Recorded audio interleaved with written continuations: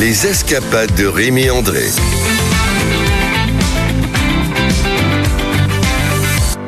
Bonjour Rémi André. Bonjour John. Allez, c'est parti pour une nouvelle semaine d'escapades dans les terroirs avec vous. Cette chronique qui, tout au long de l'été, nous emmène au cœur des territoires français à la rencontre de celles et ceux qui les façonnent. Alors Rémi, on s'est déjà bien baladé avec vous dans l'Aubrac et la Bigorre. Et cette fois-ci, vous faites un petit peu chemin arrière puisque vous revenez en Provence.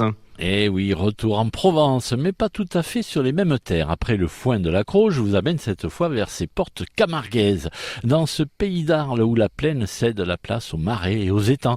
Ici, la terre appartient autant aux hommes qu'aux taureaux noirs et aux chevaux blancs qui la parcourent en semi-liberté. C'est le royaume des manades, ces vastes domaines où l'on élève les bêtes destinées aux arènes, et des gardiens, ces cavaliers qui veillent sur elles à longueur d'année, entre le soleil, le vent, l'eau et la terre de la steppe. Une culture rude et fière, transmise de génération en génération, où chaque fête votive et chaque feria fait revivre les gestes hérités des anciens. Alors, vous vous souvenez peut-être de lui, c'est avec Pascal Fouque que nous avions ouvert cette escapade il y a 3 semaines pour parler du foin de Crau. Mais Pascal Fouque a une autre vie, une autre passion, celle de gardien amateur, à cheval au milieu des taureaux du pays d'Arles. Alors, Pascal Fouque, qu'est-ce que ça veut dire au juste faire du pays ? Alors, je fais du pays, c'est-à-dire qu'on va rentrer des bêtes, trier les vaches et les taureaux pour les courses qui vont en course camarguaise, donc course à la cocarde. Et après, on fait les abrivades, ce qui était auparavant notre moyen de locomotion pour mener les taureaux du point A au point B. Donc, voilà. Racontez-nous comment vous vivez l'abrivade sur votre cheval. Oui, c'est donc de mener les taureaux du pays. Le pays, c'est l'endroit où les taureaux sont en liberté, semi-liberté, puisqu'il y a des clôtures pour les garder un petit peu. Mais de l'endroit donc d'où ils sont, et les mener aux arènes pour la course à la cocarde. Donc ces taureaux, nous, le but, c'est de ne pas les faire échapper. Et il y a certains jeunes que leur grande passion est essayer de nous faire échapper les taureaux.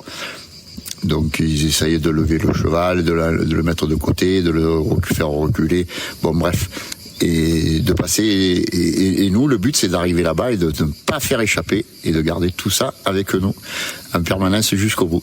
Alors les taureaux que vous étiez en train d'amener à Oreille pour les courses de l'après-midi, ces taureaux étaient quand même assez balèzes avec de grandes cornes. Est-ce qu'il arrive quand même que ces jeunes arrivent à les faire échapper ? Ah oui, ça arrive que ces jeunes arrivent à les faire échapper.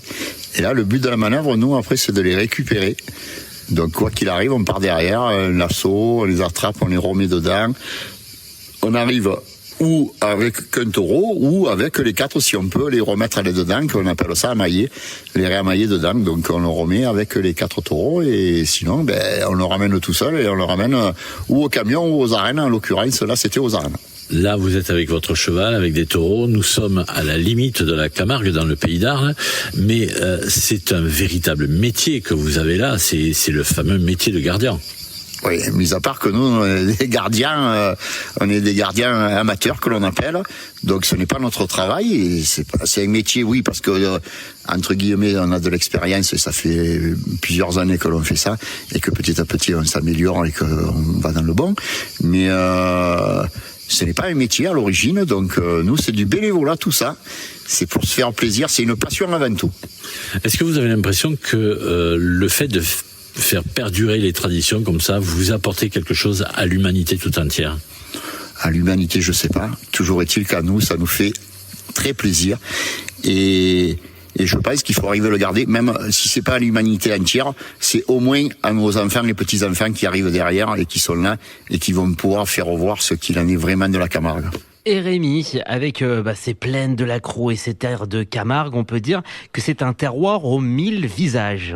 Et oui, et bien demain nous resterons d'ailleurs dans ce pays d'Arles pour retrouver une autre connaissance, Lionel Escoffier, le maire d'Oreille, déjà croisé comme éleveur de mérinos d'Arles dans la Crau, mais que nous découvrirons cette fois sous un autre jour, celui d'un passionné de courses camarguaises.